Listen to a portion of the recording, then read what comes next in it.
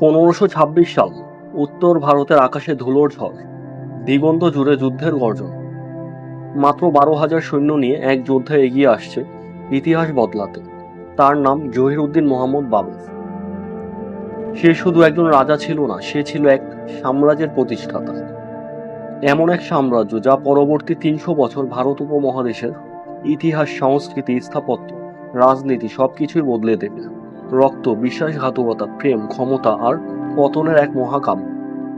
আজকের এই পর্বে আমরা জানব কিভাবে বাবরের হাত ধরে শুরু হয়েছিল মুঘল সাম্রাজ্য, কিভাবে আকবর এটিকে বিশ্বের অন্যতম শক্তিশালী সাম্রাজ্যে পরিণত করেছিলেন, আর কিভাবে আওরঙ্গজেবের পর ধীরে ধীরে সবকিছু ধ্বংস হয়ে যায়। বুঝে নাও। চ্যানেলে নতুন হয়ে থাকলে অনুরোধ করব সাবস্ক্রাইব করুন, এবং যারা ফেসবুক থেকে দেখছেন তারা ফলো করতে ভুলবেন না। চলুন শুরু করি। বাবরের জন্ম 1483 সালে বর্তমান উজবেকিস্তানে।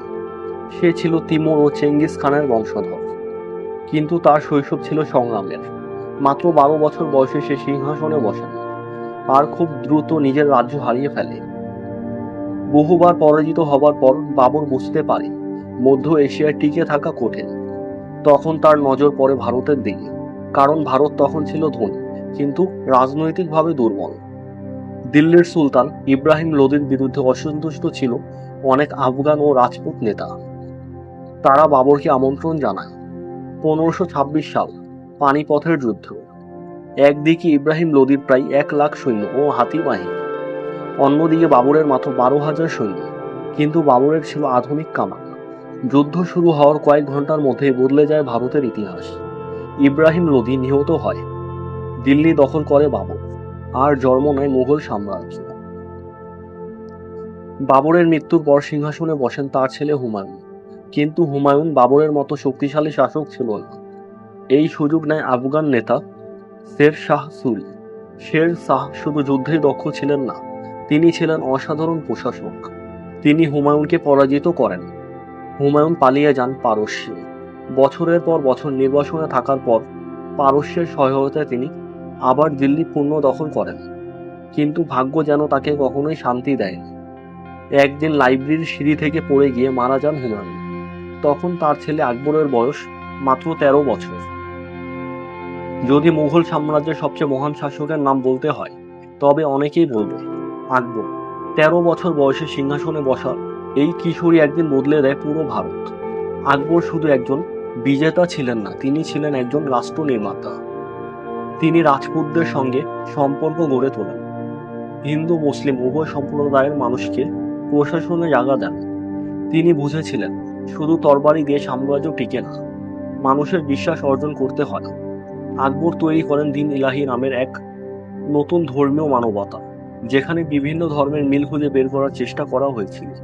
তার শাসন আমলে শিল্পী, সাহিত্য, সঙ্গীত ও স্থাপত্যে আসে স্বর্ণযুগ। ফাতেহপুর সিং আজও দাঁড়িয়ে আছে তার স্বপ্নের সাক্ষী হয়ে। আকবরের সময় মুঘল সাম্রাজ্য হয়ে ওঠে বিশ্বের অন্যতম ধনী ও শক্তিশালী সাম্রাজ্য। আকবরের মৃত্যুর পর ক্ষমতায় আসেন জাহাঙ্গীর।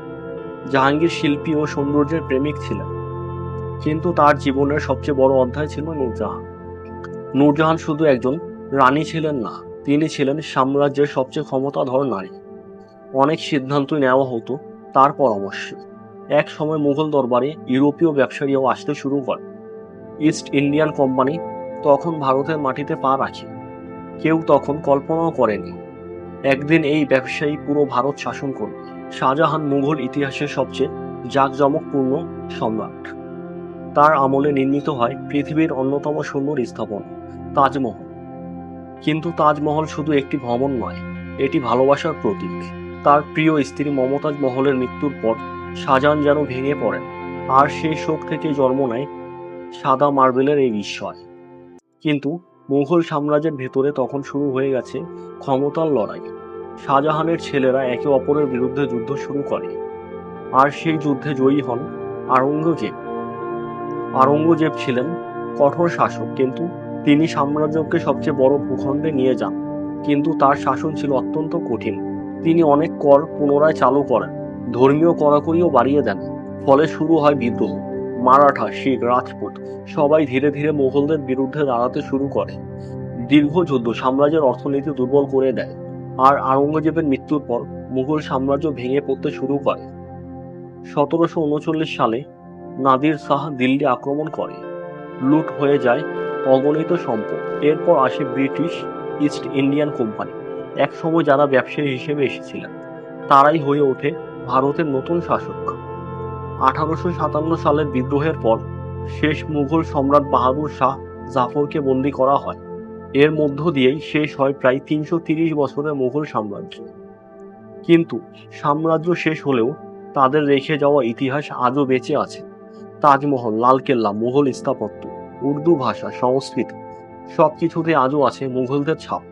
মুঘল সাম্রাজ্য ছিল শুধু একটি রাজবংশই নয়, এটি ছিল ইতিহাসের এক বিশাল অধ্যায়।